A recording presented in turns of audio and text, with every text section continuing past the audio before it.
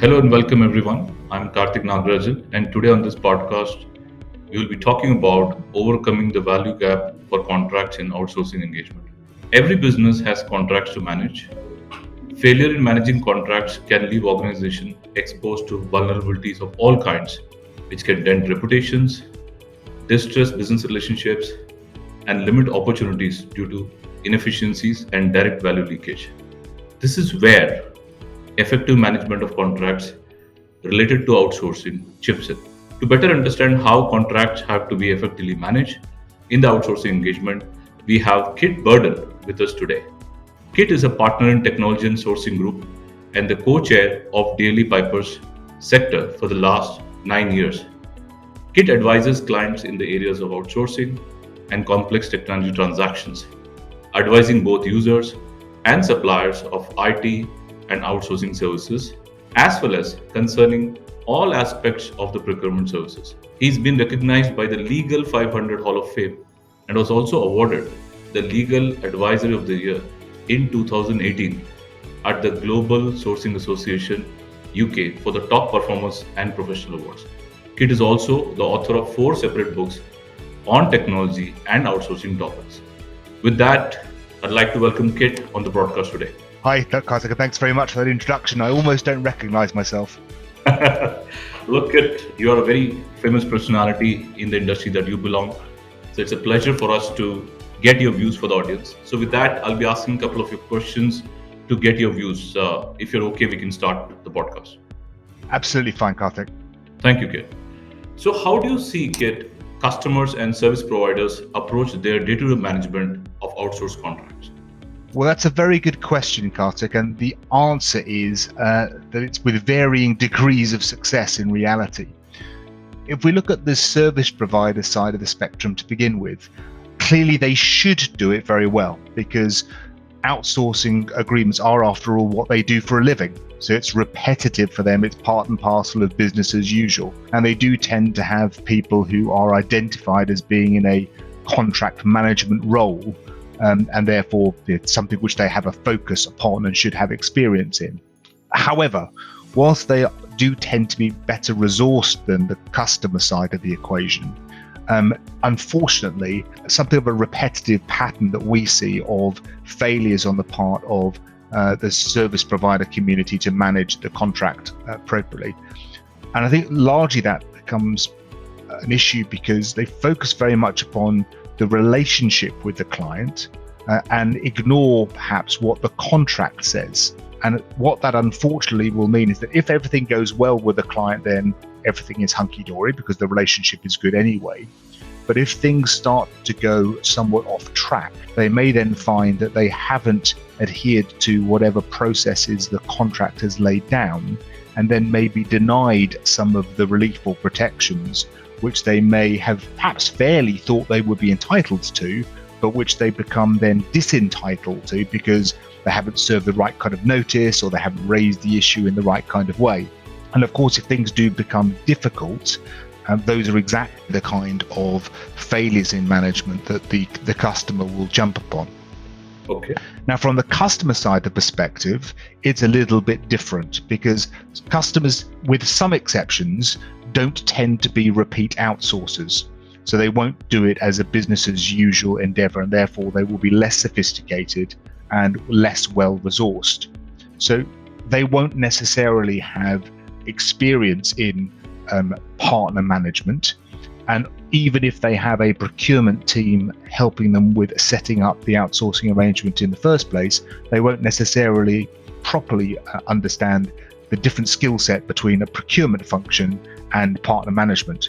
So what we see on the customer side is quite a wide variety of approaches to day-to-day management, ranging between those which are very bureaucratic and contract-led, and therefore perhaps quite inflexible, and those which, again, pretty much like the supplier approach, are almost entirely focused upon just the relationship and what's discussed at meetings and don't really look very much at the contract. So overall, what I would say is that by always don't in any way undervalue the relationship, because after all, I think it's said as a cliche, but a very true one, that a good relationship will save a project from a badly set up contract. but a good contract probably won't help the parties to success if the relationship is bad. But what you absolutely mustn't do is ignore what the contract has set out in terms of a process and a management structure. So it's got to be relationship management in the context of what the contract has laid down. So true, Kit. And like you correctly mentioned, right?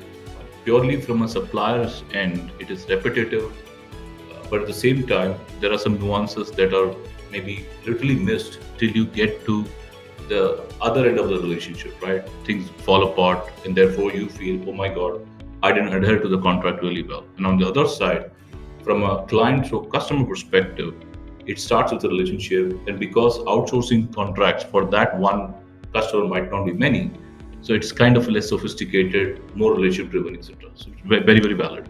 Therefore, it brings you to the next question. So therefore, what according to you, Kit, are the evident gaps in the current contract management process for outsourcing is concerned? What are the most common mistakes leading to these kind of value leakages? Well, I think probably the single worst mistake would be to just sign the contract, which the parties have spent probably months getting into shape, and then simply placing it in the bottom drawer of the desk and never looking at it again unless and until problems arise. Because if you do that, it's too late. The time you want to pull up the contract, the chances are you've already deviated from the process that it would have laid down. So the common issues we see, firstly, is that when change arises, and let's face it, in an outsourcing context, there's nothing as certain as death, taxes, and change. You need to both recognize the changes and then document them appropriately. And obviously, most outsourcing contracts have detailed change control processes, but unfortunately, they're not followed as well as they should be. And then when disputes then arise later on, everybody throws up their hands and say, well, but we'd agreed something different. That's just not the way things are working on the ground, but nobody's documented that. So you then have a disjunct between what's actually happening and what the parties may even have agreed was supposed to have happened, and then what the contract says. So that's not helpful. Second major problem is the supply side failing to follow the process for dealing with customer defaults and delays.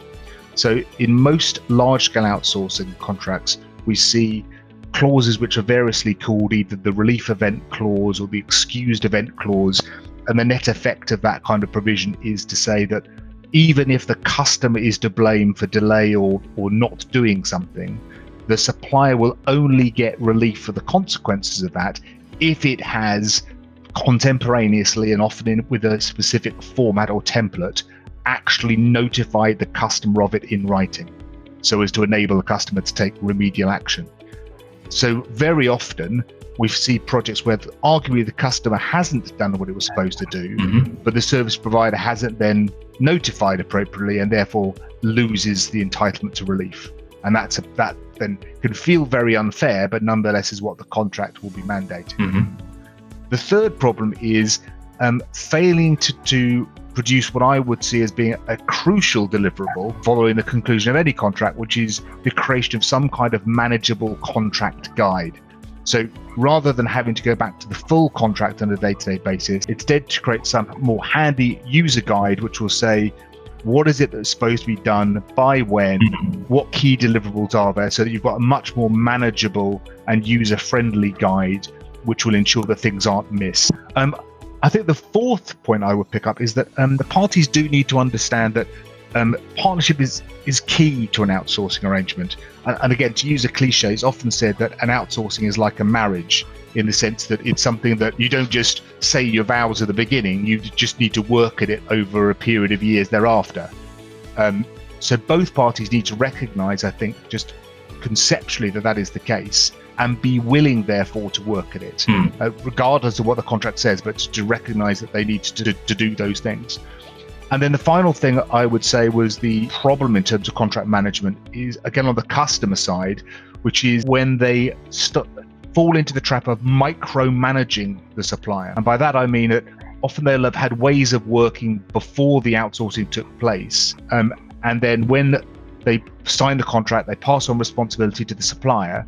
they're almost then looking over the shoulder of the supplier saying, oh no, I don't think you want to do it like that. I think you need to do it like this, because this is how I used to do it. Losing track of the fact that part of the benefit of the deal may well have been that the supplier was going to do things differently or was going to introduce process improvements or efficiencies. And so then you have a disjunct between the supplier who feels frustrated because they need to be left alone to manage their delivery of the services so as to deliver the contractual commitments they've made, and the customer who just can't leave well enough alone and wants to constantly dabble with things to try to get it to look more familiar to it. And with that, let's say from an outsourcing point of view, right? Let's take outsourcing as a solution.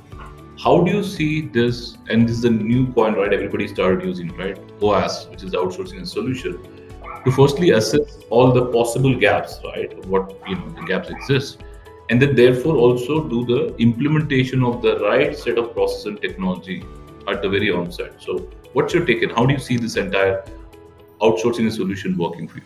I would say outsourcing has always been a solution. What I think the phrase goes to, however, is the realization that it's a solution to more problems than people might have at first thought. So I think traditionally people have thought, outsourcing is all about either cost reduction first and foremost, maybe service improvement, maybe additional flexibility. Those are the things that people have thought was the problem that outsourcing was providing a solution for. I think, however, as the market has continued to evolve, become much more sophisticated and mature, people have realized that it's actually a solution to a far greater range of strategic needs for an organization. So, for example, I'm dealing with one BPO transaction at the moment where the customer is utilizing the outsourcing to impose a degree of homogeneity upon a very, very disparate service landscape brought about because the client in question has gone through a whole range of mergers and acquisitions in very short order over recent years.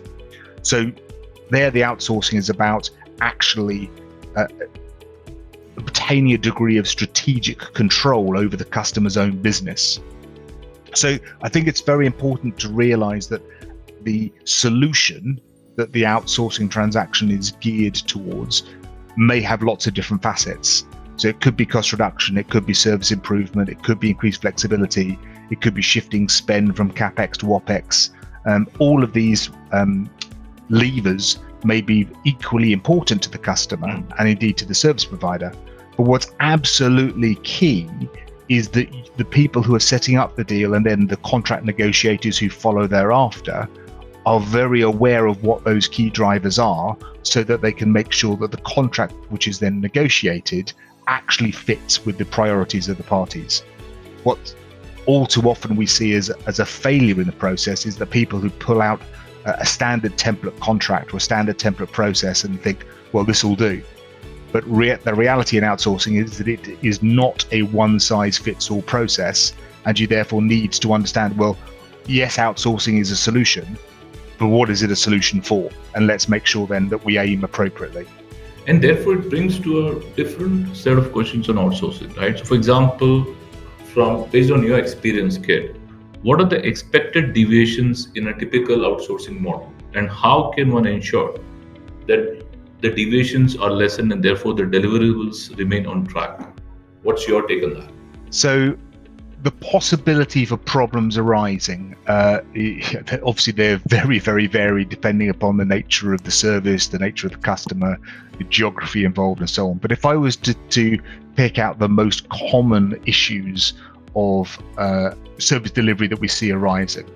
So firstly is actually more on the customer side, that the customer's initial due diligence has been deficient, such that the true picture on the ground when service commencement occurs is different to that which the service provider anticipated. And it's almost as if certain customers just shut their eyes to it, think that they'll use the leverage of the negotiation process to get the suppliers to commit to make things better. Then magically, when they arrive on site, a magic wand will be waved and everything will be great. And of course, the reality is, if it was a problem for the customer, it's going to be a problem for the service provider.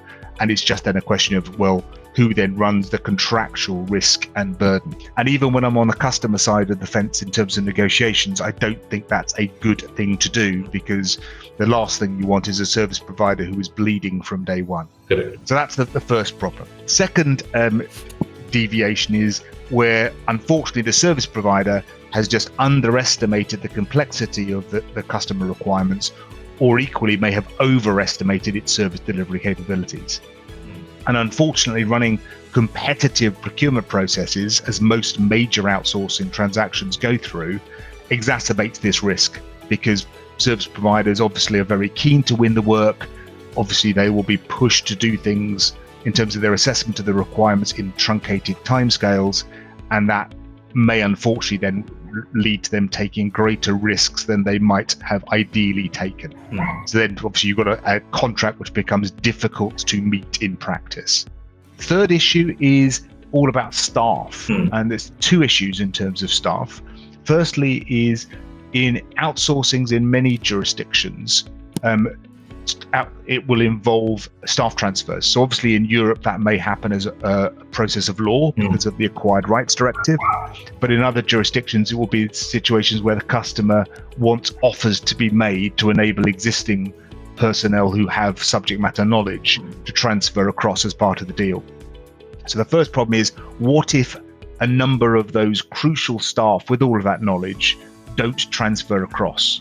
Will it be possible to do appropriate knowledge transfer at the beginning? Because our experience has been that if more people than anticipated choose not to transfer, ensuring knowledge transfer within a reasonable period of time at the beginning of the process during transition can actually be very challenging.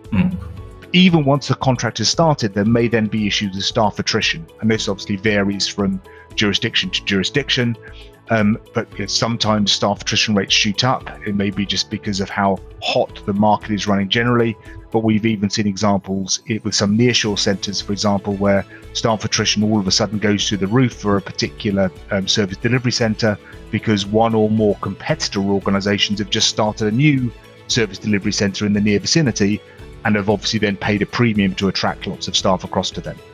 So that can then create at least initial spikes in terms of availability of staff. The next problem I would pick up is where there is a lack of genuine and consistent customer support.